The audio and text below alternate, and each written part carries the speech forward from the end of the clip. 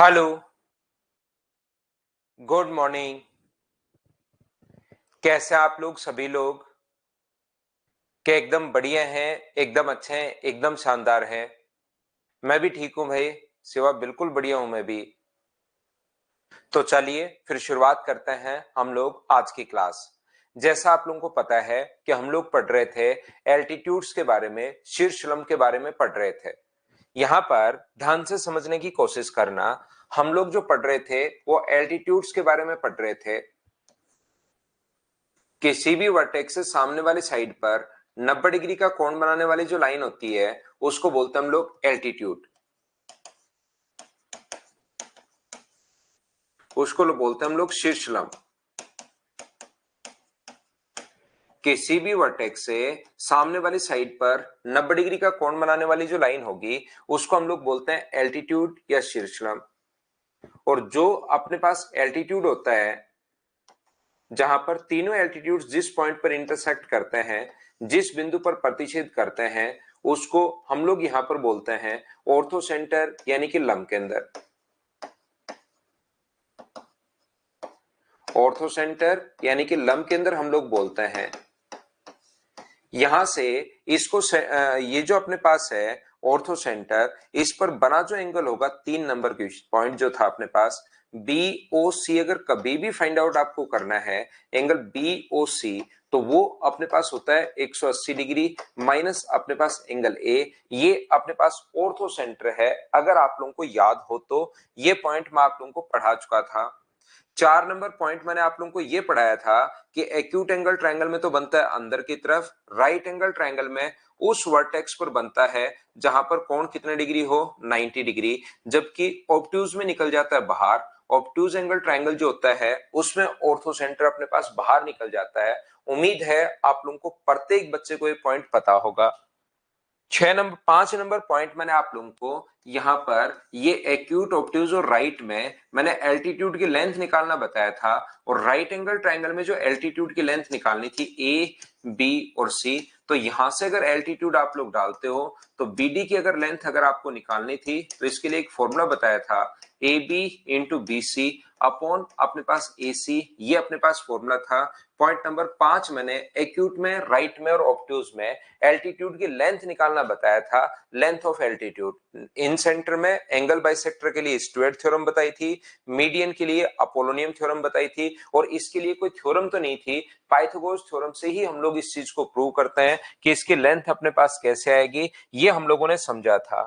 6 number point हम लोगों ने ये देखा था, अगर आप लोगों को याद हो तो, कि अगर कभी भी इसके ऊपर एल्टीट्यूड के ऊपर कोई भी पॉइंट है, ए बी सी कोई एल्टीट्यूड है, और इसके ऊपर अगर कोई पॉइंट पी है, इस पर कोई भी पॉइंट है, कहीं पर भी हो सकता है, तो हम लोगों ने ये समझा था कि ए बी स्क्वायर प्लस अपने पास सी पी स्क्वायर बराबर अपने पास होगा ए सी स्क्वायर प्लस अपने पास बी पी स्क्वायर, ये अपने पास इक्वल होगा। उम्मीद है आप लोगों को याद होगा।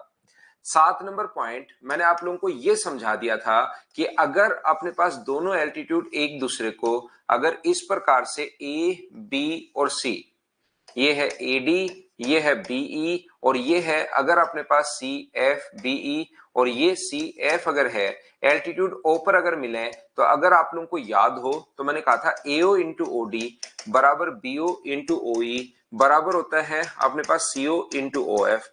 और 3 एल्टीट्यूड्स देकर, 2 एल्टीट्यूड देकर तीसरा एल्टीट्यूड पूछे तो उसकी रेंज हम लोग निकाल सकते हैं P1 into P3 upon P1 minus P3, और यहां से P1 into P3 upon P1 plus P3, इस प्रकार से P1 प्लस P3 और यहां पर P1 माइनस P3। ये 8 पॉइंट मैं कल की क्लास में आपको समझाकर चला गया था। आज मैं थोड़ा सा आगे बढ़ता हूं, लेकिन उससे पहले मैंने 8 पॉइंट आप लोगों को याद करवा दिए। इसमें टोटल 10-11 पॉइंट है, ये 8 पॉइंट मैंने आपको याद करवा दिए हैं। बोलिए बिल्कुल ठीक है क्या? हाँ और ना बताओ सभी लोग।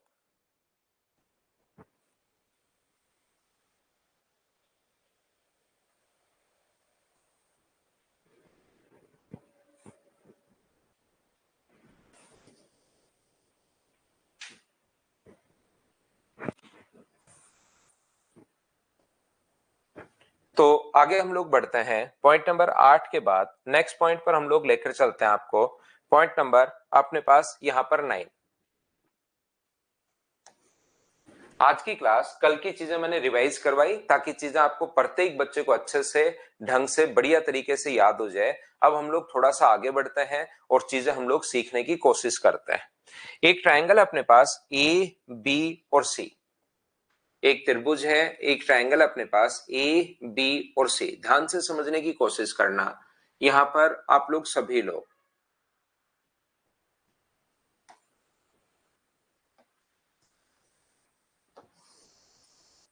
एक ट्रायंगल है ए बी और सी।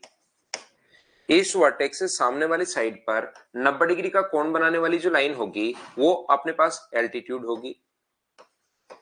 इस वर्टेक्स से 90 डिग्री का कोण बनाने वाली जो लाइन होगी वो अपने पास एल्टीट्यूड होगी। और इस वर्टेक्स से 90 डिग्री का कोण बनाने वाली जो लाइन होती है वो अपने पास एल्टीट्यूड होती है।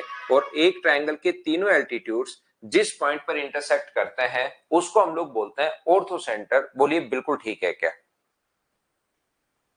हाँ और ना बताइए, क्या आप लोग समझ पाए हो क्या? तो यहां पर आप लोग याद रखना, मैं आपको समझाने की कोशिश ये कर रहा हूं कि जैसे ही आप लोग ई से डी को अगर आप लोग मिला देते हो, ये अगर आप लोग मिलाते हो तो याद रखना ये इसका एंगल बाइसेक्टर होता है, ये इसका कोण समद्विभाजक होता है। जैसे ही आप लोग इसको इससे ज्वाइन अगर करते हो तो याद रखना ये इसका एंगल बाइसेक्टर होता है। ये चीज आपको समझ में नहीं आएगी, इसको याद करना आपको। ये अपने पास हमेशा और हमेशा इसका एंगल बाइसेक्टर होता है। ये चीज आप लोग ध्यान रखना। मैं समझा तो देता हूं, कोशिश करता हूं समझाने की, लेकिन इस चीज को आपको याद रखना है। समझ में कम आएगी ये पॉइंट, लेकिन आपको याद रखना है कि जैसे आप लोग इसको इससे मिलाओगे ये इसका एंगल बाइसेक्टर होता है, ध्यान रखना। एक बार इस पर बेस्ड क्वेश्चन भी आ चुका है, एक बार इस पर बेस्ड क्वेश्चन भी आ चुका है, तो आप लोग याद रखेंगे सभी बच्चे इस चीज को। मैं एक बार समझाता हूं आपको, देखिए कि ऐसा होता क्यों है। यहां पर दो चीजें आप लोग याद रखना, दो पॉइंट आप लोग याद रखना सभी लोग। क्या याद रखना आपको कि जब भी अगर कभी भी अपने पास कोई भी क्वाड्रेटल के चारों वर्टेक्स सर्किल की सरकमफ्रेंस पर हो, यदि किसी क्वाड्रेटल के चारों वर्टेक्स सर्किल की सरकमफ्रेंस पर अगर हैं तो उसको हम लोग साइक्लिक क्वाड्रेटल बोलते हैं, चक्रीय चतुर्भुज बोलते हैं। ध्यान रखना आप लोग, अगर किसी क्वाड्रेटल के चारों वर्टेक्स सर्किल की सरकमफ्रेंस पर अगर हैं तो उसको चक्रीय चतुर्भुज बोलते हैं। और चक्रीय चतुर्भुज के विपरीत कोणों का जो योग होता है वो 180 डिग्री होता है।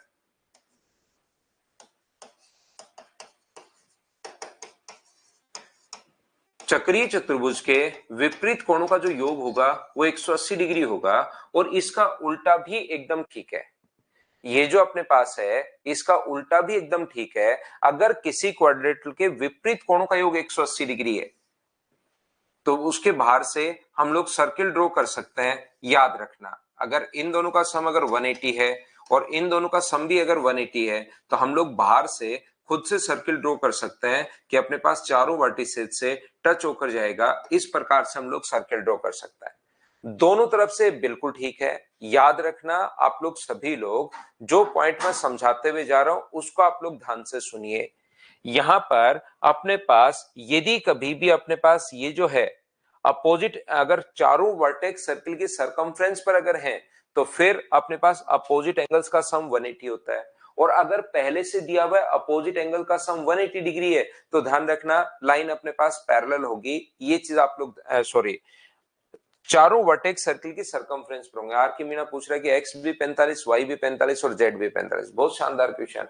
45 45 90 तो ये हो गया, 90 ये हो गया और 90 ही अपने पास ये हो गया। इसका मतलब क्या अपने पास आर के मीना त्रिभुज के तीनों कोणों का योग 270 डिग्री होता है क्या? भाई आप खुद ही सोचिए, दोनों 45 45 अपने पास कैसे होंगे? मुझे आपकी बात समझ में नहीं आई कि ये दोनों अपने पास ये वाला और ये वाला इक्वल है तो 10 10 भी हो सकते हैं, 20 20 भी हो सकते हैं, 30 30 भी हो सकते हैं। ये बाहर वाले का एंगल बाइसेक्टर थोड़ी ना है। ये जो ऐसे मिलाते हो ये अंदर वाले का एंगल बाइसेक्टर है। इस 90 को बराबर बराबर ये एंगल बाइसेक्टर थोड़ी ना। भाई खुद से ही क्या याद कर रहे हो आप थोड़ा सा उसके आगे भी याद किया करो।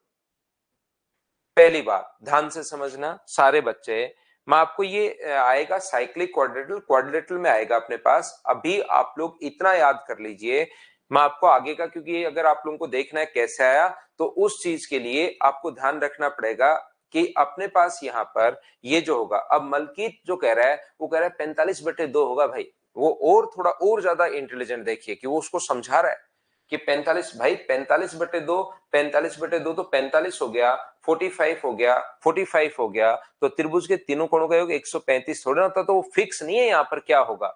वो 10-10 भी हो सकता है, वो 20-20 भी हो सकता है, वो 40-40 भी हो सकता है, वो 80-80 भी हो सकता है। मलकीत भाई आप किसी को समझाना रहने दिया करो। आप तो यहां पर ये चीज देखिए जो मैं सिखाने की कोशिश कर रहा हूं, चारों वर्टेक्स सर्किल की सरकमफ्रेंस पर हैं तो अपोजिट एंगल्स का सम 180 होता है। अपोजिट एंगल का सम 180 है तो बाहर से सर्किल ड्रॉ कर सकते हो, पहली बात। दूसरी, सर्किल की ही एक प्रॉपर्टी है जो आप लोगों को ध्यान रखनी है कि एक ही आर्क द्वारा रिमेनिंग सरकमफ्रेंस, ये जो आर्क है इसके द्वारा रिमेनिंग सरकमफ्रेंस शेष परिधि पर कहीं भी कोण बने वो हमेशा और हमेशा बराबर होता है। एक ही चाप द्वारा शेष परिधि पर जहां मर्जी आए कोण बनाइए, एक ही चाप अगर है उसके द्वारा शेष परिधि पर बने जो कोण होते हैं वो हमेशा और हमेशा बराबर होते हैं। ये आप लोग याद रखना, ये आप लोग ध्यान रखना। मलकित कह रहा मैं टीचर हूं। 2 पॉइंट यहां पर मैंने याद करवाया। अगर अपोजिट एंगल का सम 180 डिग्री है तो बाहर से अपने पास साइकिल हम लोग खींच, बाहर से हम लोग एक सर्किल हम लोग खींच सकते हैं जिसको साइक्लिक क्वाड्रेटल बोलते हैं। और यदि अपने पास एक ही ये आएंगे सर्किल में, दोनों पॉइंट सर्किल में आएंगे, ध्यान रखना। ये अपने पास यहां से एक ही चाप द्वारा शेष परिधि पर बना कोण बराबर होता है, ये ध्यान रखना। ये सर्किल में आएंगे दोनों पॉइंट, अभी मैं प्रूव नहीं करवा रहा हूं, बस याद करवा रहा हूं। मुझे एक बात बताइए, आप लोग सब लोग मिलकर ध्यान से समझने की कोशिश करना। अगर अपने पास ये जो क्वाड्रेटल है ए बी और सी, मुझे एक बात बताइए, ए बी और सी जो है यहां से अगर मैं एल्टीट्यूड डाल देता हूं बी ई, और यहां से मैं एल्टीट्यूड डाल देता हूं सी एफ, और यहां से एल्टीट्यूड डाल देता हूं एडी, ये वाला कोण अगर अपने पास थीटा है, ये वाला कोण ए है, ये वाला कोण 90 है, तो मुझे बताओ इस त्रिभुज ए ई बी की अगर मैं बात करूं तो ये वाला जो एंगल अपने पास होगा वो क्या 90 माइनस ए होगा। बोलिए बिल्कुल ठीक है क्या? एक कोण 90 है, इसको मैं ए मान रहा हूं, तो क्या ये 90 ये ए, तो त्रिभुज का तीसरा कोण 90 माइनस ए होगा। बोलिए बिल्कुल ठीक है क्या? हाँ और ना बताइए, क्या बिल्कुल ठीक है क्या?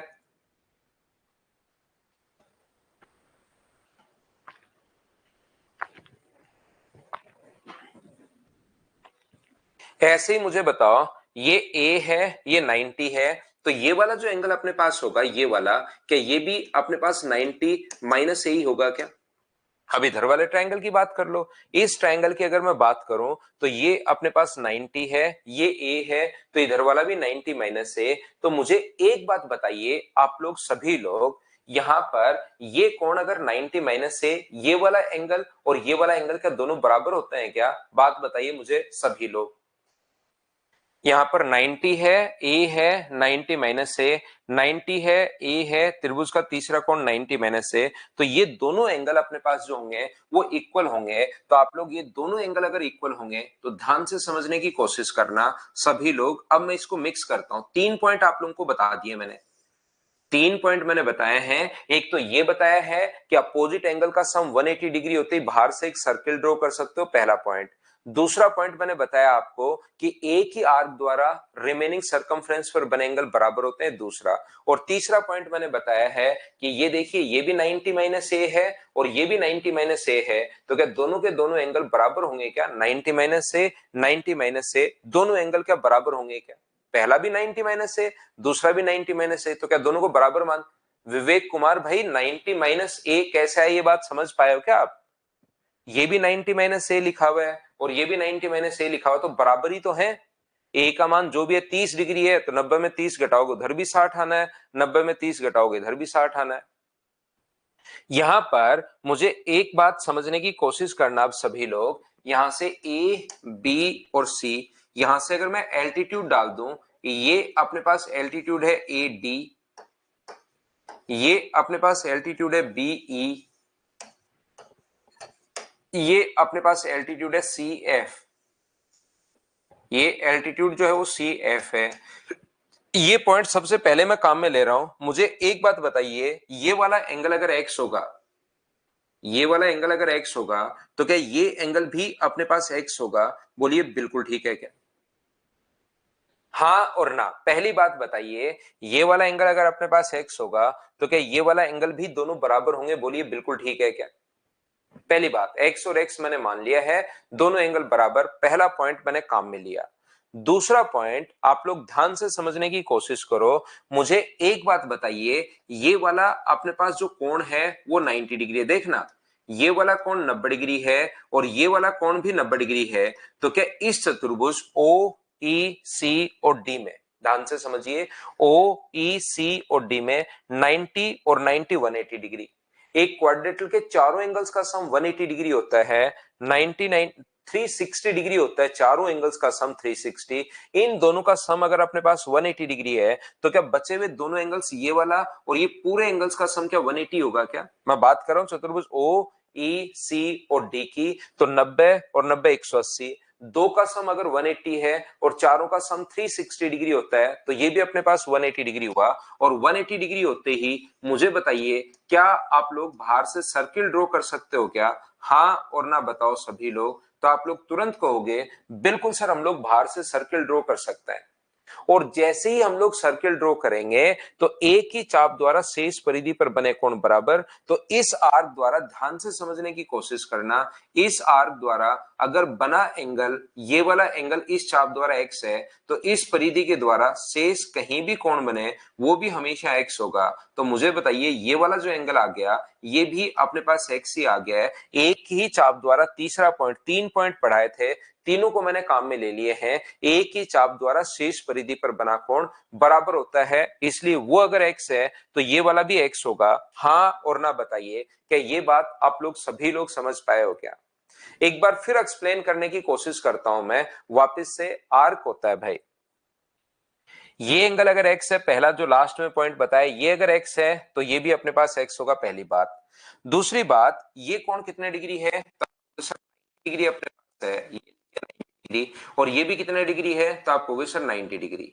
तो अगर किसी भी क्वाड्रेटल के, जिस बच्चे के कम समझ में आए, वापस सेम चीज एक्सप्लेन कर रहा हूं, ओ एफ बी और डी, अगर एक क्वाड्रेटल आपको दिखाई दे रहा है, चतुर्भुज दिखाई दे रहा है, चीजें अगर याद रहती हैं तो थोड़ी देर पहले अभी भी बताए, 1 मिनट पहले, कि अपोजिट एंगल्स का सम 180 डिग्री होते ही बाहर से आप लोग एक सर्किल ड्रॉ कर सकते हो। ये अपने पास सर्किल में आएंगे सारी की सारी चीजें। सर्किल का एक कॉन्सेप्ट है, यहां पर मैंने थोड़ा सा आपको याद करवा दिया है कि जैसे अपने पास ये होगा, तो अपने पास यहां से अपोजिट एंगल का सम 180 डिग्री होते ही बाहर से सर्किल। और जैसे ही आप लोग वृत्त खींच देते हो, तो फिर एक ही चाप द्वारा, एक ही आर्क द्वारा रिमेनिंग सर्कमफ्रेंस पर बने एंगल बराबर होते हैं। तो इस आर्क द्वारा इधर अगर x है, तो इसी आर्क द्वारा, इसी चाप द्वारा इधर बना एंगल भी कितना होगा? तो आप कहोगे एक ही चाप द्वारा रिमेनिंग सर्कमफ्रेंस पर बने एंगल सर बराबर, तो इधर भी अपने पास x होगा। तो ये वाला और ये वाला दोनों बराबर क्यों हो गए? हाँ और ना बताइए, क्या आप लोग ये बात समझ पाए हो क्या? नहीं समझ पाए तो मैं फिर कह रहा हूं, मैं बिल्कुल स्लो पढ़ाने की कोशिश कर रहा हूं, एक एक चीज आपको 3 3 बार बताता हूं, फिर भी आपके दिमाग में चीजें नहीं घुसती, तो छोड़िए उस चीज को और हटाइए सारी चीजों को। क्या काम का, आप लोग ये याद रखना कि अपने पास यहाँ पर, कि ये जो अपने पास है वो एंगल बाइसेक्टर जैसे ही मिलाओगे एंगल बाइसेक्टर होता है। सिर्फ और सिर्फ इतना याद रखना, बाकी चीजें आप लोग भूल जाओ। और मुझे एक बात बताओ, बाकी सारी चीजें आप लोग भूल जाओ, अब समझ में आए या नहीं आए छोड़। एक बार मैं जरूर कोशिश करता हूं बिल्कुल स्लो, एक एक चीज पूछ पूछ कर, फिर भी नहीं आए तो छोड़ दीजिए। एक चीज बस ध्यान रखना, ये इसका एंगल बाइसेक्टर होता है, और जो ट्रायंगल ए बी सी के लिए ऑर्थोसेंटर है, ट्रायंगल ए बी सी के लिए ओ जो है वो ऑर्थोसेंटर यानी कि लंब केंद्र है। तो मुझे बताइए, आपको यहां पर याद ये रखना है कि जो ट्रायंगल ओ ए बी सी के लिए ऑर्थोसेंटर है, तो ये एंगल बाइसेक्टर जहां पर मिलते हैं, जहां पर एंगल बाइसेक्टर मिलते हैं, क्या उसको हम लोग इन सेंटर बोलते हैं? बोलिए बिल्कुल ठीक है क्या? तो ये जो ट्रायंगल डी ई एफ, अगर ए बी सी के लिए जो ऑर्थो सेंटर है वो ट्रायंगल डी ई एफ के लिए किसका काम करना शुरू कर देगा, तो आप लोग याद रखना ये इन सेंटर का काम शुरू कर देगा, ये अंत केंद्र का काम करना शुरू कर देगा। बोलिए बिल्कुल ठीक है क्या? ये जो ट्रायंगल ए बी सी का ऑर्थो सेंटर है वो ट्रायंगल ए बी सी के या डी ई एफ के लिए इन सेंटर का काम करना शुरू कर देगा। और इस ट्रायंगल डी ई एफ का जैसे नाम अगर वैसे कोई काम का है नहीं है, अगर आप लोग बोलो तो इस चीज को पैडल ट्रायंगल हम लोग बोलते हैं, लेकिन ये कोई काम का अपने पास है नहीं। आप तो इस चीज को ध्यान रखना, इस चीज को याद रखना कि ये इन सेंटर अपने पास होता है। जो ट्रायंगल ए बी सी के लिए ऑर्थो सेंटर यानी लंब केंद्र होगा, वही छोटे वाले ट्रायंगल के लिए किसका काम करेगा, तो आप कहोगे सर इन सेंटर का काम करेगा। ये चीज आप लोग ध्यान रखना, इसको आप लोग यहाँ पर याद रखना, अंत केंद्र का काम करेगा। ये थोड़ा कॉम्प्लिकेटेड हो जाता है कुछ बच्चों के लिए, और वैसे समझने की जरूरत भी नहीं है इतना डीप से। आपको समझ में आया तो ठीक, नहीं तो आप इतना वो भी नहीं है। यहां पर ध्यान से समझने की कोशिश करना, मैं एक बार फिर समझाता हूं, देखिए आप लोग कोशिश करना समझने की। ये अपने पास ए बी और सी, ये कोई भी अगर ट्रायंगल अपने पास है, एक अपने पास ए है, एक अपने पास बी है और एक अपने पास सी है, तो याद रखना अपने पास जैसे आप लोग एल्टीट्यूड डालोगे ए से डी पर, बी से अपने पास यहां पर ई पर और सी से अपने पास एफ पर, जैसे आप लोग एल्टीट्यूड डालते हो वो एल्टीट्यूड जिस पॉइंट पर मिलते हैं उसको हम लोग ऑर्थो सेंटर बोलते हैं। और ये जो अपने पास है डी ई एफ को अगर हम लोग मिला दें यहां पर, तो याद रखना डी ई एफ को अगर हम लोग मिला देते हैं, कोशिश करो समझने की, तो याद रखना ये एंगल बाइसेक्टर होता है। अभी भी मैं आपको ये बात बता चुका हूं कि ये वाला एंगल अगर अपने पास y है तो इधर वाला एंगल भी कितना होगा, y होगा। ये चीज आप लोग ध्यान रखना। जैसे ये वाला एंगल अगर अपने पास z है तो ये इधर वाला एंगल भी z होगा, और ये वाला एंगल अगर x है तो ये भी एंगल x होगा। कि इतनी बात अभी भी जस्ट बताई है कि आप लोग समझ पाए हो क्या? हाँ और ना बताओ सभी लोग।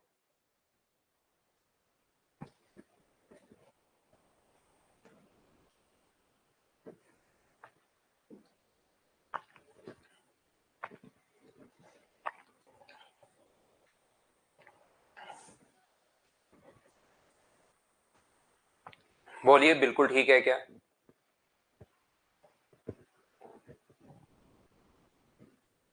तो यहां पर ध्यान से समझने की कोशिश करना आप लोग ये बात। अब मैं 10वां पॉइंट में आपको पढ़ा रहा हूं, तो याद रखना ये जो ट्रायंगल डी ई एफ है, ध्यान से समझने की कोशिश करना। ये ट्रायंगल डी ई एफ जो है, ए उसके लिए डी ई एफ के लिए ए याद रखना एक्स सेंटर का काम करना शुरू करेगा। बहिर के अंदर अपने पास है। अब ये चीजें मैं उम्मीद है कि आपको पहले से ही पता होगा कि एक्स सेंटर क्या होता है, बहिर के अंदर अपने पास क्या होता है। ये चीज मैं आपको समझाने की कोशिश कर रहा हूं। ये अपने पास ध्यान से सुनने की कोशिश करना। मैं आपको ये पहले से ही मैं सोच रहा हूं, पहले से मुझे ऐसा लग रहा है कि अब एक्स सेंटर आपको पहले से पता होगा। इन सेंटर पहले कुछ नहीं आता आपको, हर चीज मैं बताता हूं, लेकिन एक बार पढ़ाने, 2 बार 3 बार उससे रिलेटेड क्वेश्चंस करने के बाद मैं सोचता हूं कि यार हाँ ये चीज आप लोगों को आती होगी। देखिए ध्यान से समझना। एक बात क्यों होता है, अब किसी बच्चे को अगर समझना है कि सर ऐसा होता क्यों है, तो आप लोग मुझे एक बात बताइए। अगर मैं इसको आगे की तरफ बढ़ा दूं, इस ब्लैक वाली लाइन को, एक स्ट्रेट लाइन पर बना एंगल अपने पास 180 डिग्री होता है। अंदर वाला जो ये एंगल अपने पास 90 डिग्री अगर है, तो क्या बाहर वाला जो एंगल होगा ये भी अपने पास 90 डिग्री होगा? क्योंकि स्ट्रेट लाइन पर बना एंगल 180 डिग्री होता है। बोलिए बिल्कुल ठीक है क्या? हाँ और ना बोलिए क्या बिल्कुल ठीक है क्या? और साथ ही आपको यह भी याद रखना चाहिए कि वर्टिकली जो अपोजिट एंगल होता है, शीर्षाभिमुख कोण बराबर होता है। तो ये कोण अगर y है तो ये वाला एंगल भी अपने पास y होगा। शीर्षाभिमुख कोण बराबर होता है, ये y है तो ये इधर भी एंगल अपने पास y होगा। 90 और y कैसे लिख दिया बताओ, सब लोग समझ पाए हो क्या? तो आप कहोगे हाँ सर ये बात तो समझ में आई है। स्ट्रेट लाइन पर बना एंगल 180 डिग्री होता है, तो अपने पास 90 है तो 90, और वर्टिकली अपोजिट एंगल बराबर होता है। तो मुझे एक बात बताओ, ये वाला एंगल कितना बच गया? पूरा 90 था, इधर वाला y है, तो क्या ये वाला एंगल 90 माइनस y हो गया है क्या? पूरा 90 है, ये इधर वाला y है, तो ये एंगल कितना हो गया, तो आप कहोगे 90 माइनस वाई। और मुझे बताइए 90 माइनस वाई, 90 माइनस वाई क्या दोनों बराबर हैं क्या? अब विवेक तो कहेगा कैसे बराबर है, लेकिन दो चीजें अगर कुछ भी हो, alpha plus beta plus gamma, और दूसरी तरफ भी लिखा हुआ हो alpha plus beta plus gamma, तो वो बराबर माना जाएगा। चीजें सेम है, इधर भी 90 माइनस वाई, इधर भी 90 माइनस वाई, इसका मतलब क्या एक्सटीरियर एंगल बाइसेक्टर हो गया है क्या? और एक्सटीरियर एंगल बाइसेक्टर जिस पॉइंट पर इंटरसेक्ट करते हैं उसी चीज को हम लोग एक्स सेंटर बोलते हैं, बहिर के अंदर हम लोग बोलते हैं, अगर आप लोगों को याद है तो। थोड़ा कम समझ में आया है, नहीं समझ में आया है, घबराने की जरूरत नहीं है, मैं एक बार फिर समझाता हूं, उसी चीज को वापस वैसे का वैसा एक्सप्लेन करता हूं, यहां फिर से समझ लेना। ये अपने पास अंदर वाला जो कोण है वो अपने पास 90 डिग्री है। ये जो अंदर की तरफ अपने पास एंगल है ये कितने डिग्री है, 90, तो बाहर वाला भी 90 होगा। पहली बार अंदर वाला 90 है क्योंकि एल्टीट्यूड है, स्ट्रेट लाइन पर अंदर अगर 90 है तो बाहर वाला भी 90 डिग्री होगा। और इसको ऐसे ही अगर मैं आगे की तरफ बढ़ा देता हूं, ये लीजिए, तो ये एंगल अगर x है तो ये एंगल भी कितना होगा, तो आप बोलोगे सर x होगा। x है, बिल्कुल ठीक है, पूरा कोण 90 था, पूरा कोण देखिए 90 है, इधर नीचे की तरफ ये वाला एंगल अगर x है तो ऊपर कितना बचेगा, 90 माइनस एक्स। पूरा 90 था, इधर x है तो ये भी कितना बचेगा, 90 माइनस एक्स अपने पास बचेगा। और मुझे अब बताइए आप लोग सभी लोग, क्या ये अपने पास यहां से एक्सटीरियर एंगल बाइसेक्टर होगा क्या? और एक्सटीरियर एंगल बाइसेक्टर जिस पॉइंट पर इंटरसेक्ट करते हैं उसी को तो हम लोग एक्स सेंटर या बहिर केंद्र बोलते हैं। दोनों एंगल बराबर हो गए, बराबर होते एक्स सेंटर या बहिर केंद्र हो गया। उम्मीद है आप लोग दोनों पॉइंट अच्छे से समझ पाए होंगे, पॉइंट नंबर 10 और पॉइंट नंबर 11। कभी भी अगर तीनों एल्टीट्यूड्स का रेशियो देकर आप लोग याद रखना, पॉइंट नंबर 12, कभी भी आप 11, कभी भी तीनों एल्टीट्यूड्स का रेशियो देकर P1, P2 और P3 का रेशियो देकर अगर आपसे कभी भी हाइट का रेशियो पूछे तो इसका उल्टा रेशियो, एल्टीट्यूड या हाइट का रेशियो देकर अपने पास साइड्स का रेशियो पूछे, ध्यान रखना एल्टीट्यूड या हाइट दोनों बात सेम ही है, ये बात याद रखना, ये बात ध्यान रखना। तो एल्टीट्यूड का देकर साइड का पूछे या साइड का देकर एल्टीट्यूड का रेशियो पूछे तो आप लोग, हाँ ये तीन होते हैं, फिर इसमें एक्स सेंटर तीन होते हैं, एक ही तो होता नहीं है। डी ई एफ का ये भी एक्स सेंटर है, किसी भी ट्राइंगल के तीन एक्स सेंटर होते हैं, तो बी भी एक्स सेंटर है और सी भी ऐसे एक्स सेंटर है, याद रखना। तो याद रखना आप लोग कभी भी 2 3 5 है तो जैसे एक तो शिवा ने लिख दिया अपने पास यहाँ पर 5 3 2, उल्टा रेशियो अगर कभी भी बनाना है तो आप लोग डायरेक्ट उल्टा रेशियो ऐसे नहीं लिख सकते कि सुबह सुबह उठ के मुंह धोया और तुरंत उल्टा रेशियो ऐसे लिख दिया, ऐसा आप लोग नहीं लिख सकते। ध्यान रखना जब भी एल्टीट्यूड का रेशियो देकर साइड का पूछे या साइड का देकर एल्टीट्यूड का रेशियो अगर पूछता है तो उसका उल्टा रेशियो बनाते हैं। और उल्टा रेशियो बनाने का दो तरीके आपके पास होते हैं, या तो आप लोग एलसीएम से डिवाइड करो, 5 3 और 10 का जो एलसीएम अपने पास है, 5 3 और 2 का एलसीएम क्या 30 हो गया है क्या? यहां भी 30 और यहां भी 30, तो बताओ 2 से कितनी बार कटेगा, 15 बार, 3 से कितनी बार कटेगा, 10 बार, और 5 से कितनी बार कटेगा, 6 बार। ये अपने पास यहां से a बराबर b बराबर a b और c का रेशियो इस प्रकार से हम लोग निकालते हैं, याद रखना। नेक्स्ट जो पॉइंट अपने पास यहां पर दूसरे तरीके से इसको जो कर सकते हो, अगर a b c का रेशियो, हाइट या एल्टीट्यूड बार बार मैं बोल रहा हूं, बात एक ही है। यहां पर ध्यान रखना 2 3 और 5 अगर अपने पास है तो यहां से साइड का रेशियो पूछे तो साइड का रेशियो एल्टीट्यूड से उल्टा रेशियो होता है। और उल्टा रेशियो बनाने के लिए डायरेक्ट 5 3 2 मत लिख देना, एक तो अपने पास इस प्रकार से कि एलसीएम से डिवाइड कर लो, या आपके पास दूसरा तरीका होता है इसको छोड़ दो, पहले को लिखना तो बाकी दोनों को इंटू कर दो 15, इसको छोड़ दो बाकी दोनों को इंटू कर दो 10, जैसे इसके लिए लिखना है तो ये वाला छोड़ दो बाकी दोनों को इंटू कर दो बचे हुए को, जहां पर लिखना है उसको छोड़ के बचे हुए को इंटू कर दिया करो। तो ये दो तरीके होते हैं उल्टा रेशियो बनाने के। 8 पॉइंट कल समझाए थे वो रिवाइज करवा दिए, 3 पॉइंट आज आपको बताया, ये टोटल 11 पॉइंट थे किसके, ऑर्थो सेंटर के। हाँ और ना बताइए क्या प्रत्येक बच्चा इस बात को समझ पाया है क्या? सर मेरा 10+2 में फाइनल सिलेक्शन हो गया। बहुत भाई अजय, बहुत बहुत बधाई आपको, कॉन्ग्रेचुलेशन। बहुत बच्चों का हुआ है अपने यहाँ पर देखो सिंकोरी पर तो फिर मैंने थोड़ा लेट शुरू किया था, मदर्स पर मैंने पहले शुरू किया है। मदर्स के भी बहुत सारे मैसेज मेरे पास आए, काफी बच्चों का सिलेक्शन हुआ है। जितने भी बच्चों का सिलेक्शन हुआ है बहुत बहुत बधाई भाई, आपको कॉन्ग्रेचुलेशन सभी को। इसका इससे कोई रिलेशन नहीं है, पॉइंट नंबर 11 था, अलग से मैंने आपको बताया ये। तो ये था पॉइंट नंबर, अगर आपने कल क्लास नहीं ली तो वो क्लास लेकर आओ, नहीं तो चीजें कुछ भी आपको समझ में नहीं आएंगी। अभी तक पहला मैं आपको बेसिक समझा चुका हूं, उसके बाद 3 सेंटर के बारे में मैं आपको बता चुका हूं, 4 पॉइंट हमारे क्लियर हो चुके हैं। इसके बाद हम लोग आपको लेकर चलते हैं पॉइंट नंबर 5 पर। 5 नंबर पॉइंट भी मैं आपका क्लियर करता हूं, 6 नंबर पॉइंट भी क्लियर करता हूं, और फिर उनसे रिलेटेड क्वेश्चंस मैं आपको करवाता हूं। याद रखना कल संडे है लेकिन हमारी क्लास लगेगी भाई, कल मॉर्निंग में 8 बजे क्लास है, सारे बच्चे ध्यान रखना, क्योंकि नेक्स्ट वीक में मेरी कुछ छुट्टियां होंगी तो मैं संडे को आपकी क्लास लगाता हूं। कल हमारी क्लास होगी 8 बजे, ये याद रखिए सभी लोग।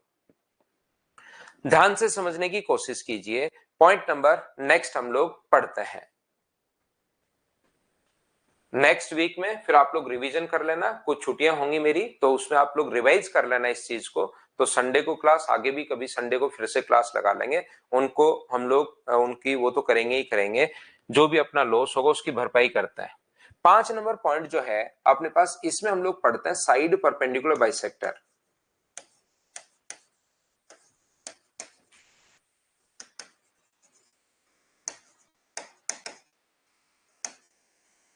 भुजा लंब समद्विभाजक।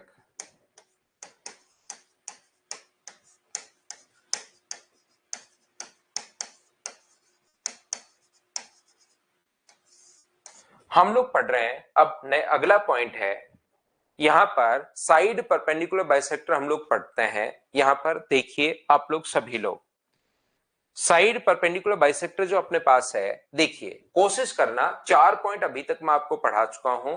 कल की क्लास में इन दोनों से 4 नंबर और 5 नंबर जो पॉइंट है उन दोनों से रिलेटेड हम लोग क्वेश्चंस कल की क्लास में करेंगे, प्रैक्टिस हम लोग करेंगे क्वेश्चंस की। दक्ष भारद्वाज कह रहा है मुझे भी नेक्स्ट वीक छुट्टी चाहिए। हाँ बिल्कुल आपको छुट्टी मिलेगी भाई नेक्स्ट वीक में। तो अब हम लोग पढ़ते हैं, थोड़ा सा पढ़ाई पर ही ध्यान देते हैं।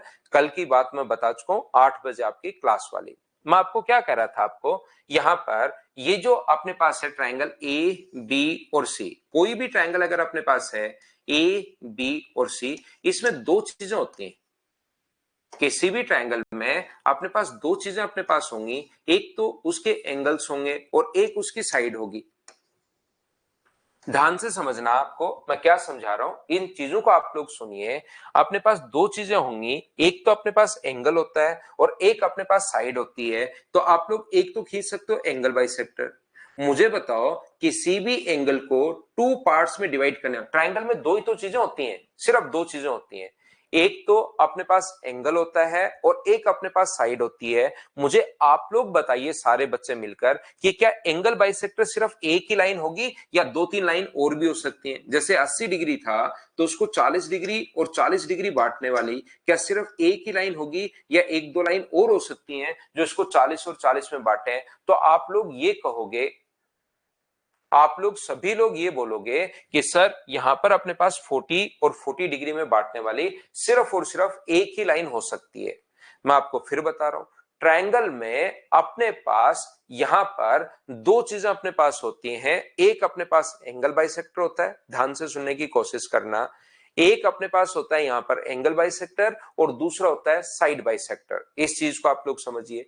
तो एंगल बाइसेक्टर जो अपने पास है वो तो सिर्फ और सिर्फ एक ही लाइन होगी, लेकिन मुझे बताओ साइड को बाइसेक्ट करने वाली जो लाइन होगी, साइड को 2 इक्वल पार्ट्स में डिवाइड करने वाली जो लाइन होगी, वो एक ही लाइन होगी या इनफाइनाइट लाइन होगी? ये बात बताइए आप लोग। तो आप लोग कहोगे मुझसे कि सर साइड को बाइसेक्ट करने वाली जो लाइन अपने पास होंगी वो तो अपने पास इनफाइनाइट लाइन होंगी, अनंत लाइन होंगी। बोलिए बिल्कुल ठीक है क्या?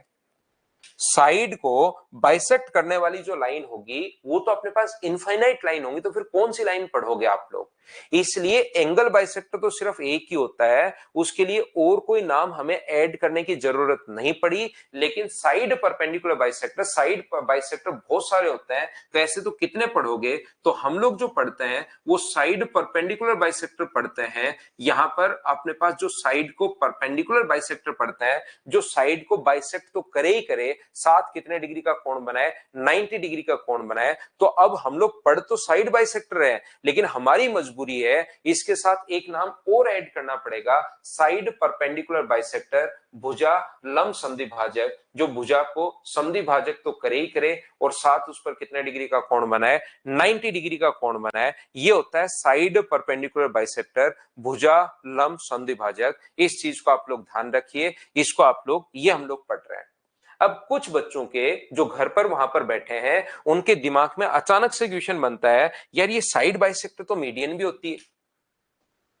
तो ध्यान रखना, साइड बाइसेक्टर तो मीडियन भी होती है, बिल्कुल आप सही पकड़े हो। लेकिन याद रखना, मीडियन वर्टेक्स से शुरू होती है और सामने वाले साइड के मिड पॉइंट पर जाकर मिलती है। मीडियन जो होती है वो वर्टेक्स से शुरू होती है, सामने वाले साइड के मिड पॉइंट पर जाकर मिलती है, जबकि ये लाइन सामने जाकर मिड पॉइंट वर्टेक्स से शुरू नहीं होती, ये तो मिड पॉइंट पर ही अपने पास 90 डिग्री का कोण बनता है, जरूरी नहीं सामने वर्टेक्स पर जाए, ये बात ध्यान रखना। यहां पर एक बच्चा कहेगा कि सर 90 डिग्री का कोण तो एल्टीट्यूड भी बनाता है, वो इसमें कंफ्यूज, क्योंकि ये भी 90 डिग्री और वो भी 90 डिग्री, एल्टीट्यूड भी तो 90 डिग्री का कोण बनाता है। ध्यान रखना, वर्टेक्स से शुरू होकर सामने वाली साइड पर 90 डिग्री का कोण बनाता है, वो मिड पॉइंट होना जरूरी नहीं है कि वर्टेक्स से शुरू होगा, सामने वाली साइड पर 90 डिग्री का कोण बनाएगा तो अपने पास एल्टीट्यूड होगा, जरूरी नहीं वो मिड पॉइंट पर जाकर मिले, थोड़ा सा साइड में भी हो सकता है। तो वर्टेक्स से शुरू होकर 90 डिग्री का कोण बनाए तो एल्टीट्यूड, वर्टेक्स से शुरू होकर मिड पॉइंट पर मिले तो मीडियन, और अगर कभी भी मिड पॉइंट पर 90 डिग्री का कोण बनाए तो वो साइड परपेंडिकुलर बाइसेक्टर होता है। अब मुझे बताओ, क्या चार जो नाम मैं बार बार ले रहा हूं, मीडियन, एंगल बाइसेक्टर, एल्टीट्यूड और साइड परपेंडिकुलर बाइसेक्टर, माध्यिका, कोण संधिभाजक, अपने पास यहां पर शीर्ष लंब और अपने पास भुजा लंब संधिभाजक, इन चारों में क्या डिफरेंस आप लोग समझ पाए हो क्या। ये देखने में कभी लगता है कि ये मिड पॉइंट है, मिड पॉइंट तो मीडियन में भी था, लेकिन मीडियन में मेरे भाई यहां से वर्टेक्स से शुरू होता है, ये 90 डिग्री का कोण बन रहा है, वो तो एल्टीट्यूड में भी था, एल्टीट्यूड यहां से वर्टेक्स से शुरू होकर सामने 90 डिग्री का कोण बनाता है। ये चीज यहां पर मैंने थोड़ी सी एक्सप्लेन की है। अगर थोड़ा कुछ बच्चों के जो मिक्स होते हैं, उनके चारों नाम अलग अलग करने की मैंने कोशिश की है। तो देखिए, ध्यान से समझने की कोशिश करना। अब हम लोग पढ़ क्या रहे हैं, हम लोग पढ़ रहे हैं इस टाइम साइड परपेंडिकुलर बाइसेक्टर, भुजा लंब संधिभाजक के बारे में हम लोग पढ़ रहे हैं। तो एक पहला पॉइंट मैं आप लोगों को बताता हूं, पहला पॉइंट सिखाने की कोशिश करता हूं। याद रखना, अपने पास जहां पर साइड परपेंडिकुलर बाइसेक्टर, तो तीन साइड परपेंडिकुलर बाइसेक्टर होंगे, एक ट्रायंगल है ए, बी और सी, तो यहां पर तीन साइड, ये छोटा ही पॉइंट होता है, याद रखना, एक ट्रायंगल के तीनों साइड परपेंडिकुलर बाइसेक्टर जिस पॉइंट पर इंटरसेक्ट करते हैं, जिस बिंदु पर प्रतिच्छेद करते हैं, उसको हम लोग बोलते हैं यहां पर सरकम सेंटर, यानी कि परिकेंद्र।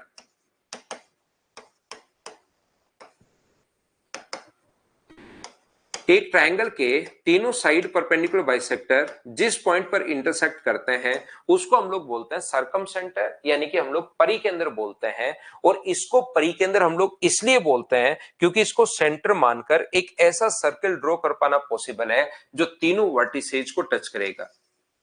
याद रखना, अपने पास यहां पर इन सेंटर से याद करो, अंदर की तरफ सर्किल हम लोग बना रहे थे, यहां पर ए, बी और सी जो अपने पास है, यहां पर ध्यान रखना आप लोग, इस साइड का परपेंडिकुलर बाइसेक्टर, इस साइड का परपेंडिकुलर बाइसेक्टर और इस साइड का परपेंडिकुलर बाइसेक्टर जिस पॉइंट पर इंटरसेक्ट करते हैं उसको हम लोग बोलते हैं सरकम सेंटर। और इसको सरकम सेंटर इसलिए बोलते हैं क्योंकि इसको सेंटर मानकर एक ऐसा सर्किल ड्रॉ कर पाना पॉसिबल है जो इसके तीनों वर्टिसेज को टच करेगा, तीनों शीर्षों को टच करेगा, ये याद रखना आप लोग। और तीनों शीर्षों को अगर टच करेगा, कोई भी सर्किल ऐसे है जिसका सेंटर एस है और वो तीनों सर्किल को, अगर तीनों वर्टिसेस को टच कर रहा है, तो यहां से यहां तक की दूरी मुझे बताइए,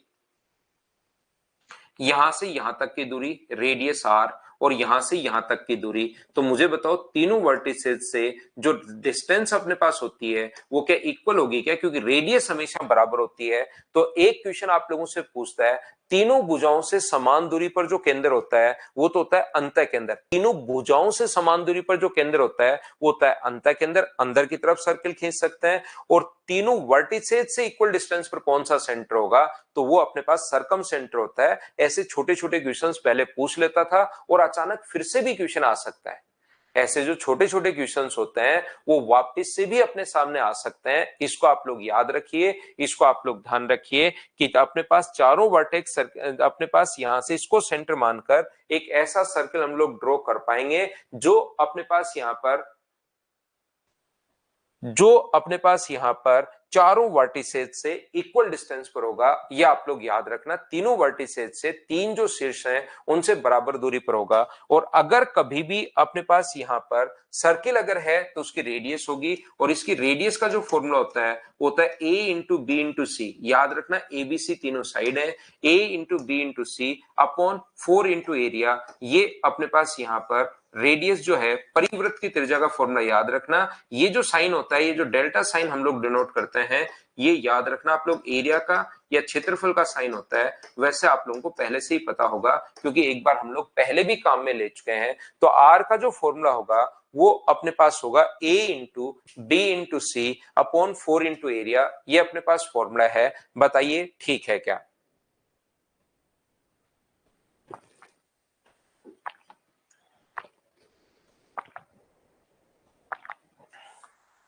याद रखना आप लोग सभी लोग इस चीज को, ये जो अपने पास है, कोई बच्चा सोचना चाहे कि सर कैसे आता है, तो वो अपने पास एक तो साइन रूल होता है उससे आता है। ट्रिग्नोमेट्री ये अपने पास मेंसुरेशन और ट्रिग्नोमेट्री से है, a अपॉन साइन ए बराबर b अपॉन साइन बी। अब यही आपको अगर नहीं पता ये चीजें, तब तो ये चीजें नहीं समझ में आती, इसलिए हम लोग नहीं करते हैं कि आपको याद तो सिर्फ यही रखना है।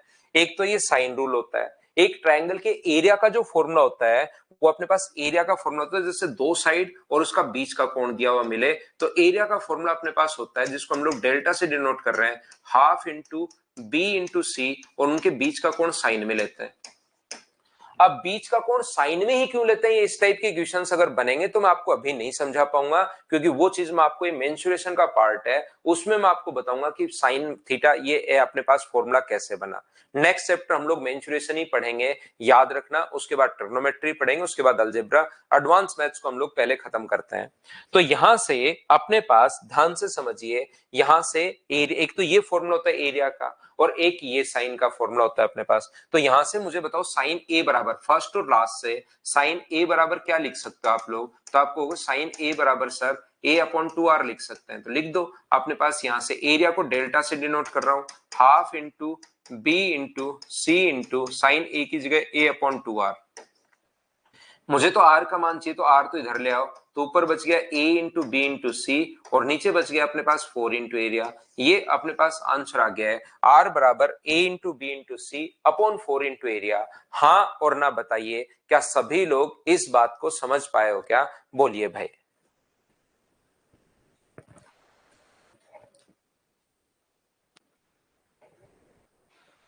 तो ये इस प्रकार से, ध्यान से सुनना आप लोग। नेक्स्ट पॉइंट अपने पास यहां पर पॉइंट नंबर 3 पर एक एक पॉइंट मैं आपको समझाते हुए जा रहा हूं भाई।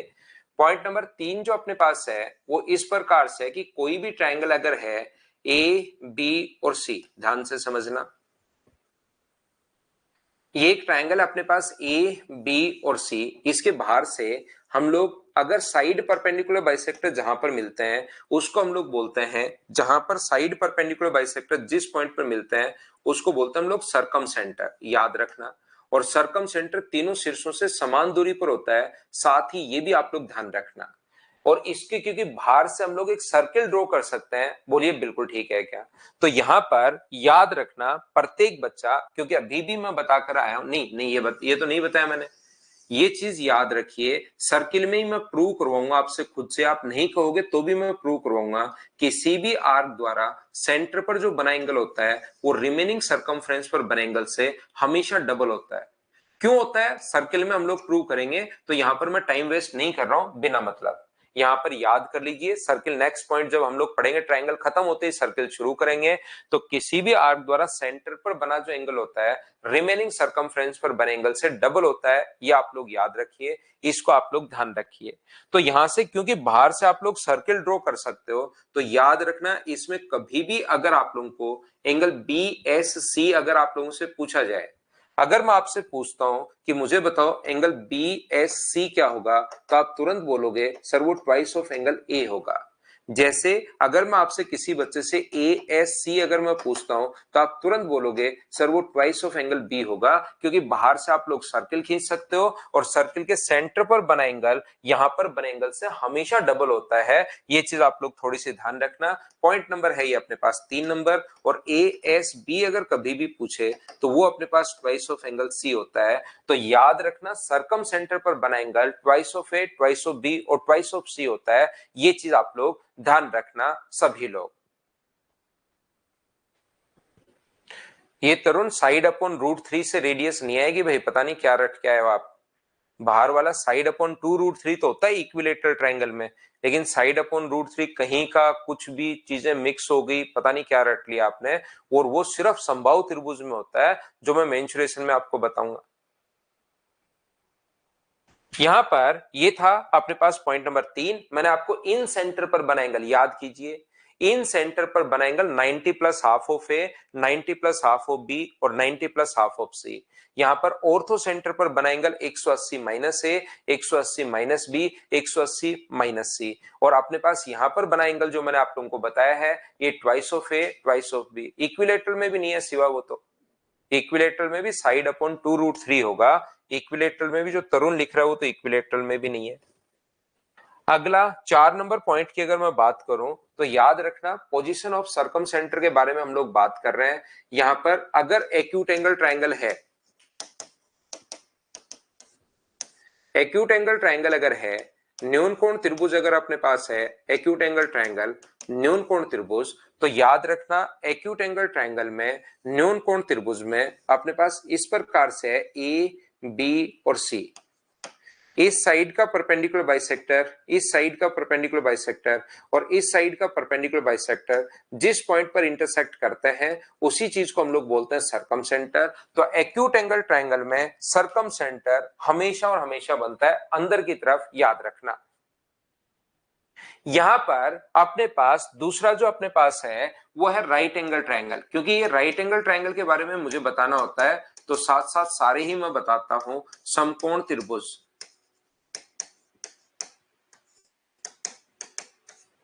राइट एंगल ट्रायंगल या समकोण त्रिभुज, यहां से आप लोग ध्यान रखना जब कभी भी आप लोग यहां से, ये अपने पास एक समकोण है 90 डिग्री ए बी और सी, इस साइड का परपेंडिकुलर बाइसेक्टर, इस साइड का परपेंडिकुलर बाइसेक्टर और इस साइड का परपेंडिकुलर बाइसेक्टर जिस पॉइंट पर इंटरसेक्ट करते हैं उसको हम लोग बोलते हैं सर्कम सेंटर या परिकेंद्र, यानी ये होता है हाइपोटेनस के मिड पॉइंट पर।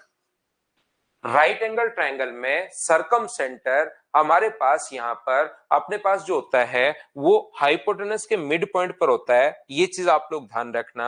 और अगर मैं बात करूं ऑब्ट्यूज एंगल, इसके बारे में मैं अभी समझाता हूं, ये इंपॉर्टेंट है भाई, इसको थोड़ा डिटेल से लेते हैं। लेकिन इसके साथ साथ ये दोनों चीजें जो है वो तो आप लोग खुद से याद रखना। ऑब्ट्यूज एंगल ट्रायंगल या अधिक कोण त्रिभुज जो अपने पास होता है उसमें निकल जाता है ये बाहर। तो एक्यूट या ऑब्ट्यूज ज्यादा काम का अपने पास है नहीं, अपने पास जो काम का है वो अपने पास है राइट एंगल ट्रायंगल। लेकिन इसके लिए मैं बता दूं कि ये अपने पास यहां पर बाहर की तरफ जहां पर मिलते हैं इसको बोलते हैं हम लोग सर्कम सेंटर। अभी इसको तो मैं बताता हूं, लेकिन इनकी पोजीशन आप लोग ध्यान रखना, एक्यूट में कहां बनेगा, राइट में कहां बनेगा और ऑब्ट्यूज में अपने पास कहां बनेगा, इस पर हम लोग वापस आते हैं। उससे पहले एक बच्चे को चाहिए पिछली स्लाइड 1 मिनट के लिए, तो देख लो भाई पिछली स्लाइड में आप क्या देखना चाहते हो। अंकित झा,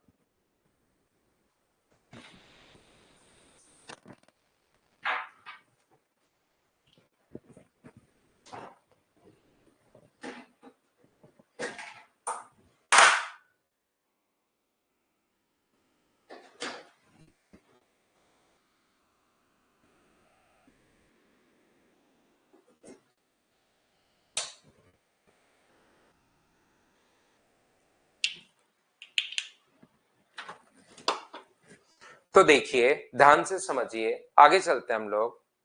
राम राम भाई अंकित, राम राम। देखो राइट एंगल ट्रायंगल में याद रखना कि सरकम सेंटर हमेशा हाइपोटेनस के मिड पॉइंट पर बनता है। बात यह है कि सर सरकम सेंटर हाइपोटेनस के मिड पॉइंट पर क्यों बनता है, ये चीज आप लोग देखिए। अभी तो आकाश लगेगी क्लास, जब होगी मैं बता दूंगा आपको। अभी तो क्लासेस रेगुलर लगेंगे भाई, जब भी कुछ होगा मैं बता दूंगा। यहां पर ध्यान से समझ लेना क्यों बनता है राइट एंगल ट्रायंगल, पर हम वापस आते हैं। क्योंकि आप लोग इसको सेंटर मानकर, ध्यान रखना सरकम सेंटर को सेंटर मानकर बाहर से एक सर्किल खींच सकते हो जो इसके तीनों वर्टिसेस को टच करेगा। और अभी भी मैंने आप लोगों को बताया कि राइट एंगल ट्रायंगल में हाइपोटेनस के मिड पॉइंट पर क्यों बनता है, ये चीज मैं आपको समझाता हूं। देखिए मुझे एक बात बताइए, हमें पता है कि किसी भी आर्क द्वारा सेंटर पर जो बना एंगल होता है वो रिमेनिंग सरकमफ्रेंस पर बने एंगल से डबल होता है। तो ये कोण अगर अपने पास थीटा है तो ये वाला जो एंगल होगा वो मुझे बताइए क्या 2 थीटा होगा? बोलिए बिल्कुल ठीक है क्या?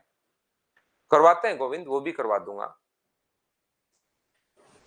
यहां पर तो इस आर्क को अगर थोड़ी सी हम लोग बड़ी आर्क ले लें, ध्यान से समझना, इस आर्क को थोड़ी सी हम लोग अगर बड़ी आर्क ले लें तो सारे बच्चे मिलकर ये बताना, अगर इतनी बड़ी आर्क ले लें कि ये अपने पास अगर यहां से सेंटर हो जाए तो ये एंगल अगर 180 डिग्री है, स्ट्रेट लाइन है, ये एंगल 180 डिग्री है, तो सरकमफ्रेंस पर बना एंगल आधा होता है। तो मुझे बताओ इधर जो एंगल अपने पास होगा यहां पर बना एंगल क्या 90 डिग्री होगा? बोलिए बिल्कुल ठीक है क्या?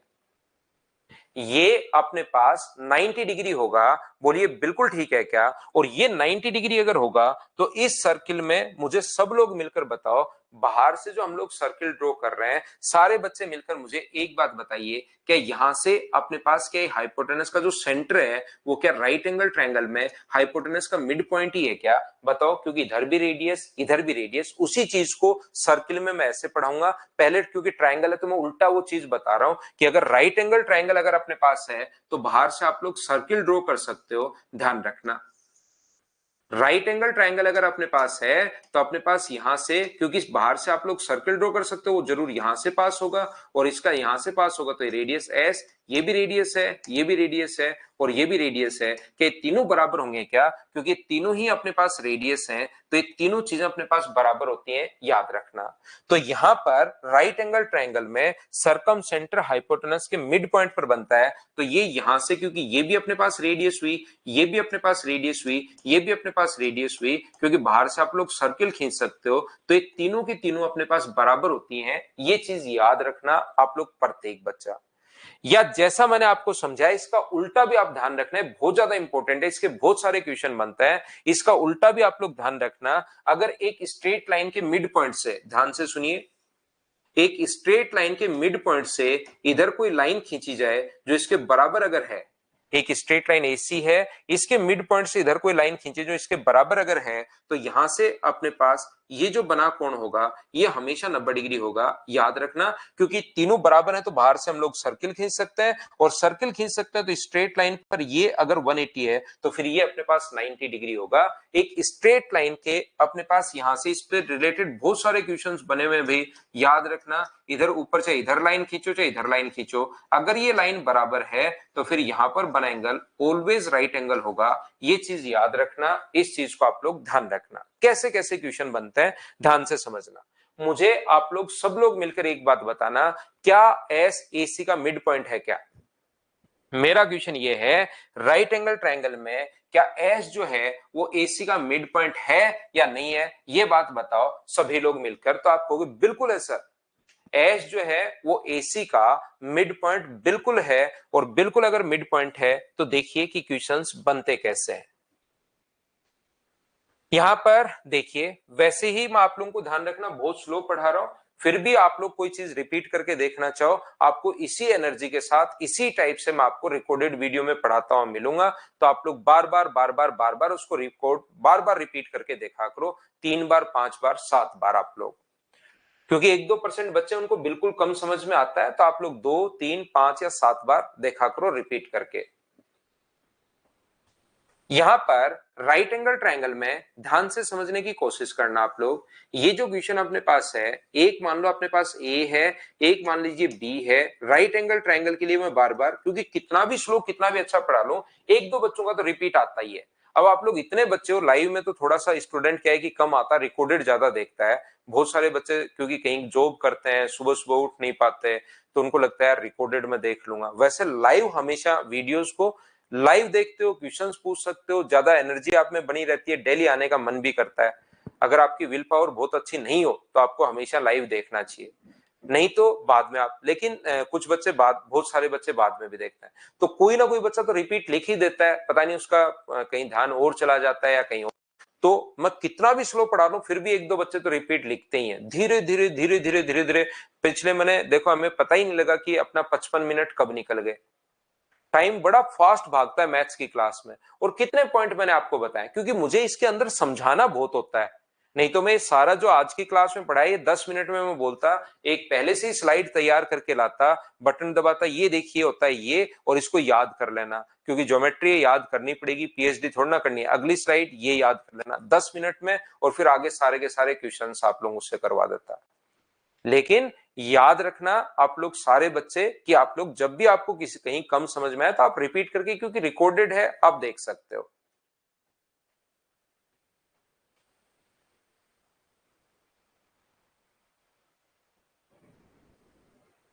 करण तो आप नेक्स्ट बैच ज्वाइन कर लेना भाई। ये बैच जो है वो उन लोगों के लिए होता है जो मान लो एक बार पढ़ चुके हैं और रेगुलरिटी अगर रखना चाह रहे हैं, उन लोगों के लिए होता है प्रैक्टिस बैच।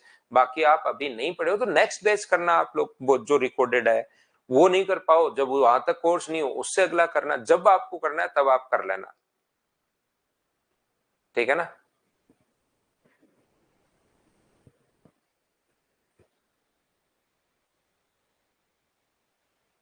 पीवाईक्यू एवरेज का उसी में संदीप देवनाथ। पीवाईक्यू जो है एवरेज एलिगेशन जो था ना चैप्टर, उसी में है। देखो आप ध्यान से सुनिए। अब यहां पर अपने पास ये जो लिखा हुआ है मैं आपको बता रहा हूं, एस जो ये अपने पास 3 है, ये अपने पास 4 है, तो ये अपने पास 5 होगा। एस इसका अगर सरकम सेंटर है, ध्यान से समझना, तो एस अगर सरकम सेंटर है तो यहां पर आप लोग जो सबसे पहले पूछता है कि इसके परिवृत्त की त्रिज्या बताओ। तो आप जैसे ही अपने पास परिवृत्त की त्रिज्या अगर पूछे तो याद रखना परिवृत्त की त्रिज्या, क्योंकि तीनों बराबर होती हैं, तो वो परिवृत्त की त्रिज्या अगर पूछ ले तो 5/2 अपने पास होगा, तो आंसर आ जाएगा अपने पास 2.5। कभी कभार सीधा लिख देगा कि बी एस की लेंथ बताइए, तो बी एस की लेंथ भी 5/2 होगी, यहाँ पर 2.5। कभी कभार पूछेगा वो माध्यिका बी से डालेगी मीडियन की लेंथ बताओ, तो मीडियन भी तो अपने पास यही होती है 5/2। माध्यिका की लंबाई अगर कभी पूछ ले तो भी मुझे बताइए क्या यही होगी क्या माध्यिका, क्योंकि मिड पॉइंट पर जाकर मिलती है, तो आंसर तो 2.5 है। ये 3 तरीके से अपने पास पूछे जा सकते हैं, बोलिए ठीक है क्या। बीसी एसी पर कब परपेंडिकुलर हो सकता है, राइट एंगल ट्रायंगल में बी एस जो है वो एसी पर परपेंडिकुलर हो सकता है जब वो आइसोसेलेस ट्रायंगल हो, सम द्विबाहु त्रिभुज हो, तो अपने पास हो सकता है। तो यहां पर ध्यान से सुनने की कोशिश करना। ये भाविन पूछ रही है कि सर कितने प्रैक्टिस बैच, अब मैं सोच रहा हूं कि इस बैच में क्या होता है, कितना हम लोग प्रैक्टिस करते हैं, फिर तो हर 3 महीने में हम लोग उसको करते रहेंगे, रिवाइज करते रहेंगे बैच को। ये बैच खत्म हुआ अगला बैच फिर आ जाएगा, वो खत्म हुआ अगला बैच फिर आ जाएगा। 3 महीने की प्रैक्टिस बहुत होती है वैसे।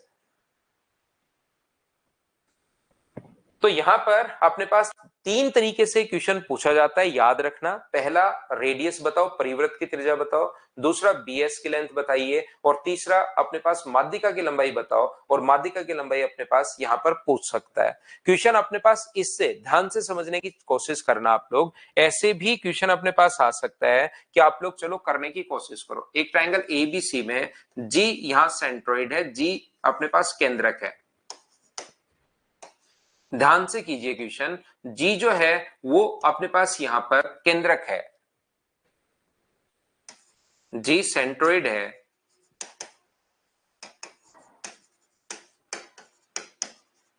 केंद्रक अपने पास है जी। तो बताओ एजी बराबर अगर बीसी है, क्वेश्चन में गिवन है एजी बराबर अगर बीसी है, तो एंगल बी जी सी आप लोग फाइंड आउट कीजिए। आंसर मुझे बताओ सभी लोग मिलकर कि एंगल बी जी सी जो होगा वो कितना होगा, बताओ।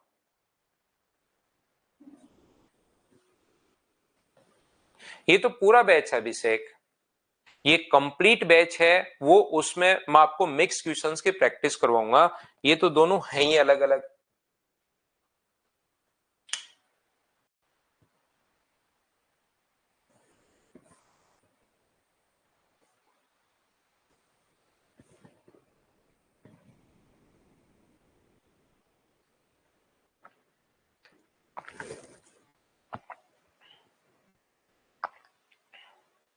हाँ तनुज, मेंस के लेवल के ही क्वेश्चंस करेंगे उसमें हम, प्री मेंस दोनों करेंगे, स्पीड बढ़वाएंगे भाई उसमें। जिस बच्चे को ऐसे लगता है ना कि सर स्पीड नहीं बढ़ती, ये होता है वो होता है, तो उसमें स्पीड हम लोग बात करेंगे। यहां पर ध्यान से समझने की कोशिश करना आप लोग सभी लोग। एजी बराबर बीसी हम लोगों को दिया हुआ है। एजी बराबर बीसी अगर हम लोगों को दिया हुआ है तो याद रखना, जैसे ही आप लोग इसको ए से जी, जी यहां गुरुत्व केंद्र है, मैंने लिख भी दिया है ताकि बच्चा कोई कंफ्यूज नहीं हो। अभी हम लोग पढ़ रहे हैं सरकम सेंटर, लेकिन सेंट्रोइड में पहले पढ़ाकर आ गया हूं, केंद्रक अपने पास है। तो मुझे बताइए क्या ग्रेविटी सेंटर जो होता है वो माध्यिका को 2:1 में बांटता है क्या? आप कहोगे सर जरूर 2:1 में बांटता है, ये लीजिए। पहले भी बताकर आया हूं इस टाइप का, जब मैं आपको सेंट्रोइड पढ़ा रहा था तब भी इस टाइप के क्वेश्चंस थोड़े से जरूर मैंने एक्सप्लेन किए होंगे। और मुझे एक बात बताओ, क्या अपने पास एजी बराबर अगर 2 है, एजी बराबर अगर 2 है तो बीसी भी कितना होगा, 2 होगा। और मीडियन मिड पॉइंट पर मिलती है, 20 एजी अगर 2 माना आपने तो ये भी 2 होगा। और मीडियन मिड पॉइंट पर मिलती है तो ये भी क्या 1 हो गया है क्या, क्योंकि मीडियन मिड पॉइंट पर मिलती है। और मुझे बताओ ये तीनों ही अगर 1 1 और 1, अगर स्ट्रेट लाइन के मिड पॉइंट से इधर कोई लाइन खींची जाए जो इसके बराबर अगर है, तो यहां पर बना जो एंगल होगा वो अपने पास 90 डिग्री होगा, समकोण होगा। ये अपने पास आंसर आ गया। बोलो बिल्कुल ठीक है क्या? करवा देंगे रवि कुमार। मुझे एक बात बताइए, सब लोग देखकर ध्यान से समझने की कोशिश करना। ये एक ट्रायंगल है ए बी और सी। ये क्वेश्चन मैं करवा के आया हूं, देखिए सेंट्रोइड में, ध्यान से समझना। अगर किसी ट्रायंगल ए बी सी में एडी माध्यिका है, एडी जो है वो माध्यिका है, और एडी बराबर हाफ ऑफ बीसी पहले से दिया हुआ है, एडी बराबर हाफ ऑफ बीसी दे दे, तो बताओ एंगल ए बराबर कितना होगा? एडी माध्यिका है और एडी बराबर हाफ ऑफ बीसी, तो बताइए ये अपने पास कितना होगा?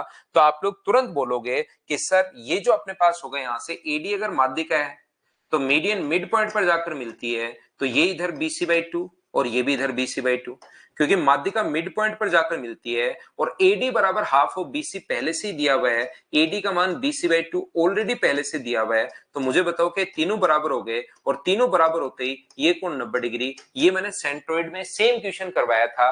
बताओ क्या आपको सभी बच्चों को याद है क्या? राम बाबू पूरा सिलेबस नहीं हुआ है तो मतलब भाई, मैं तो उस बच्चे के लिए, जिन बच्चों का कंप्लीट सिलेबस हो चुका है वो मैंने आप लोगों के लिए निकाला है भाई।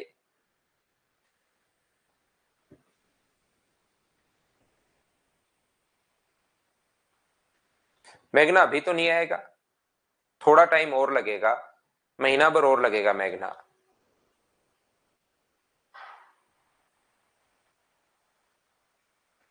संदीप क्या कह रहा है, सर नहीं है एमएच, मैं चेक कर लेता हूं भाई।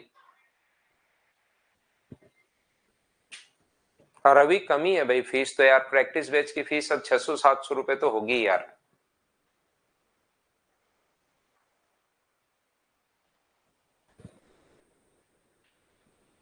यहां पर ध्यान से समझने की कोशिश करो। यहां पर अगला जो पॉइंट है 5 नंबर अपने पास, ये देखिए, ये ध्यान से समझने की कोशिश करना। 5 नंबर पॉइंट अपने पास ये है, एक चीज आप लोग समझिए, दो लाइन अगर पैरेलल है, दो लाइन अगर अपने पास पैरेलल हैं तो इंटीरियर एंगल जो होते हैं उनका सम हमेशा 180 डिग्री होता है। दो लाइन अगर कभी भी अपने पास पैरेलल हैं तो अपने पास यहां पर उनमें से एक कोण अगर 90 डिग्री है तो याद रखना दूसरा भी अपने पास 90 डिग्री होगा।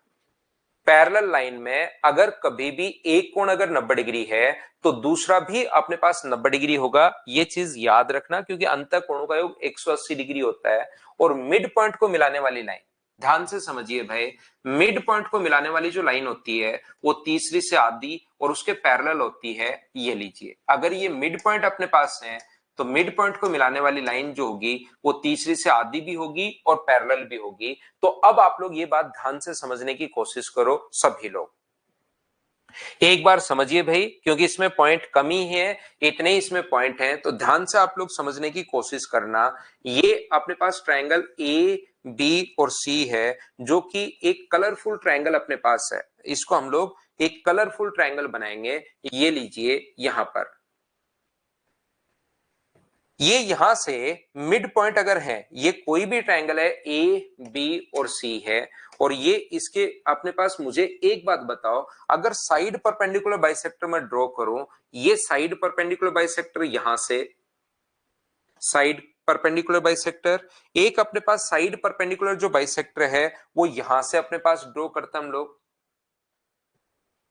और एक साइड परपेंडिकुलर बाइसेक्टर जो है वो यहां से ड्रॉ करते हैं हम लोग। और ये तीनों साइड परपेंडिकुलर बाइसेक्टर जिस पॉइंट पर अपने पास मिलते हैं डी ई एफ, इस चीज को हम लोग सर्कम सेंटर बोलते हैं। हाँ और ना बताइए, क्या इतनी चीज आपको याद है क्या? ये बात बताओ, साइड परपेंडिकुलर बाइसेक्टर भुजा लंब संधिभाजक जिस बिंदु पर प्रतिच्छेद करते हैं उसको हम लोग बोलते हैं साइड परपेंडिकुलर बाइसेक्टर। आज ही आपको अभी भी पढ़ा है, क्या बोलिए बिल्कुल ठीक है क्या? तो मुझे एक बात बताइए, आप लोग सब लोग मिलकर ध्यान से समझने की कोशिश करो, ये होता ही साइड परपेंडिकुलर बाइसेक्टर होता ही मिड पॉइंट पर है, साइड परपेंडिकुलर बाइसेक्टर होता ही मिड पॉइंट पर है। तो ये अगर अपने पास मिड पॉइंट को मिलाने वाली लाइन बताओ तीसरी से आधी और उसके क्या पैरेलल होती है क्या? ये बात सभी लोग बताने की कोशिश करना। तो आप कहोगे बिल्कुल सर, ये अपने पास इसके पैरेलल होगी। विकास में बताता हूं भाई, टेस्ट भी होगा, मैं बताता हूं, थोड़ा सा पढ़ लो फिर लेते हैं टेस्ट। तो यहां से मुझे एक बात बताइए सब लोग मिलकर, कि यहां से अगर अपने पास ये दोनों लाइन पैरेलल हैं तो इस लाइन को अगर मैं इधर आगे बढ़ा दूं, ये यहां पर जाकर जब मिलती है तो ये कोण अगर 90 डिग्री है तो क्या ये कोण भी 90 डिग्री होगा क्या? क्योंकि अंतः कोणों का योग 180 डिग्री होता है, उसमें एक अगर 90 हो तो दूसरा 100% फिर 90 होगा, क्योंकि पैरेलल लाइन में इंटीरियर एंगल का सम 180 डिग्री होता है। बोलो ठीक है क्या? हाँ तुलसी, यही रहेगी भाई फीस। लेकिन वो आप तो शुरुआत में ले लिया करो। होता क्या है कि देखिए, ऑनलाइन का सीधा सिस्टम है भाई, मैं आपको बता दूं, ऑनलाइन का सीधा सिस्टम है। शुरुआत में फीस कम रहती है, धीरे धीरे बैच जैसे जैसे नजदीक आता जाता है फीस थोड़ी बहुत बढ़ती जाती है, क्योंकि बच्चे फिर ऐसे जैसे जैसे ज्यादा एडमिशन लेते जाते हैं तो लगता है थोड़ा सा ज्यादा भीड़ मत करो। इस टाइप का सिस्टम होता है, हमेशा हर जगह ऐसा ही होता है, ठीक है ना? यहां पर ध्यान से समझने की कोशिश करना, मैं फिर आपको बता रहा हूं, फिर आपको सिखाने की कोशिश कर रहा हूं। ये भी मिड पॉइंट है, ये भी मिड पॉइंट है, तो आप ये मत सोच लेना मैं ऐसा करता हूं, ऐसा ऑनलाइन का सिस्टम मैं बता रहा हूं। अभी मेरा तो जैसे आप देखोगे साल भर से ही अपने पास 2199 एक बार कर दिया, वो पड़ा ही रहता है।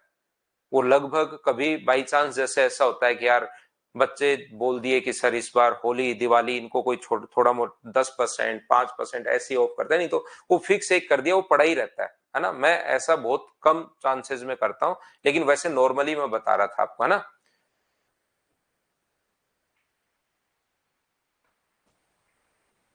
शिवा, नॉर्मली मैं बता रहा हूं, मेरा तो फीस फिक्स ही रहता है, चाहे बैच स्टार्ट हो उस दिन, चाहे बैच शुरू पहले दिन, मेरा तो आप देख लो फिक्स ही रहता है भाई।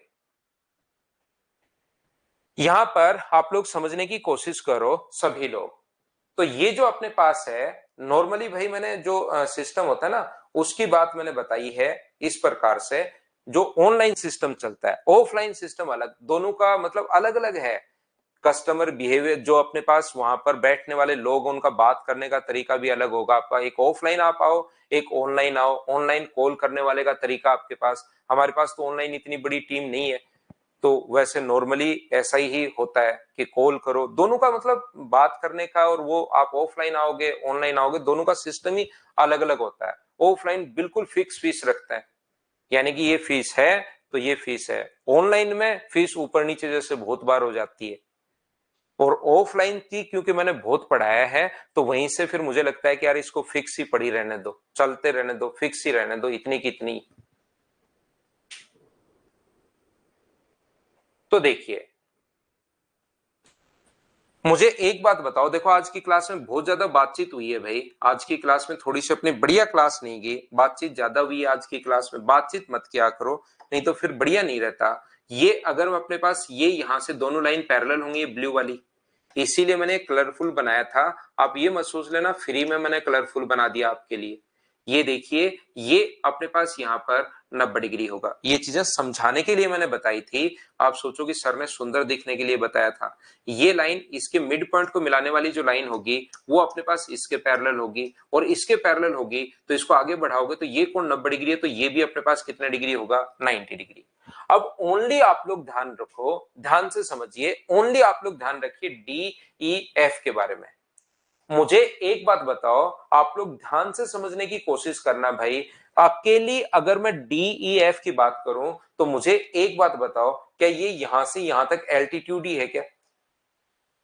ओनली मैं डी ई एफ की बात करूं तो क्या ये यहां से यहां तक एल्टीट्यूड है क्या? वर्टेक्स से सामने वाली साइड पर 90 डिग्री का कोण बनाने वाली लाइन एल्टीट्यूड, और वर्टेक्स से सामने वाली साइड पर 90 डिग्री का कोण बनाने वाली लाइन एल्टीट्यूड, और एल्टीट्यूड जहां पर मिलते हैं उसी को क्या हम लोग ऑर्थोसेंटर बोलते हैं क्या? तो जो बड़े वाले ट्रायंगल के लिए एस है वही छोटे वाले ट्रायंगल के लिए ओ होगा, याद रखना आप लोग। जो ट्रायंगल ए बी सी के लिए, ये जो ट्रायंगल अपने पास ए बी सी के लिए एस जो है वो अगर अपने पास ए बी सी का जो एस मतलब सरकम सेंटर अगर अपने पास है,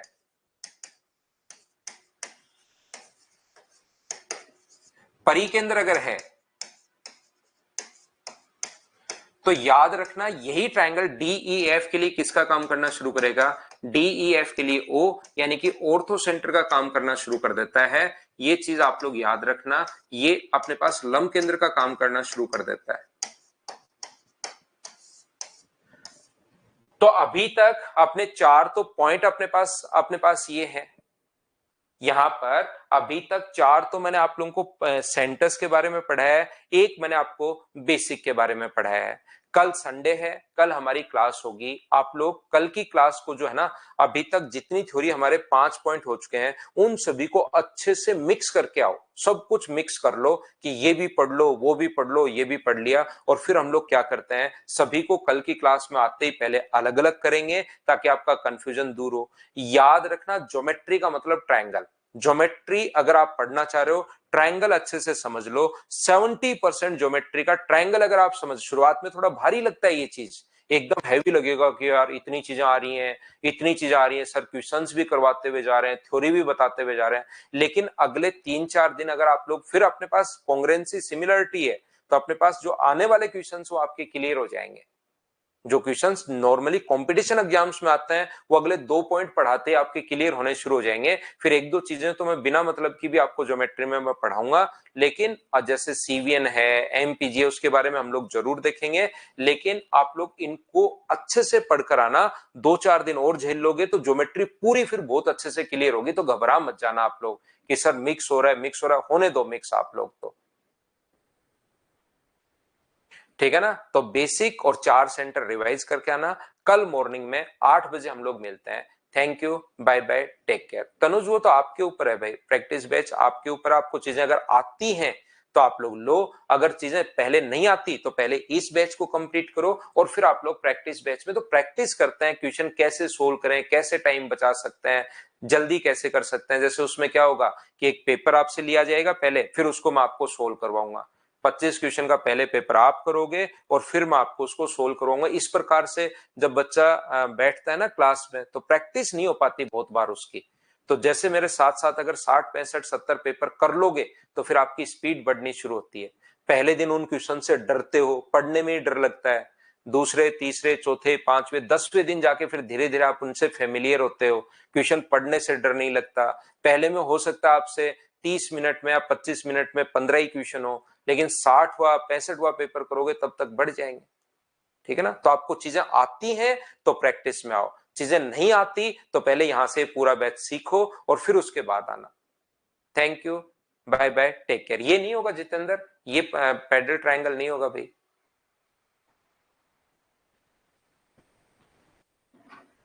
थैंक यू भाई, थैंक यू, कल मिलता है।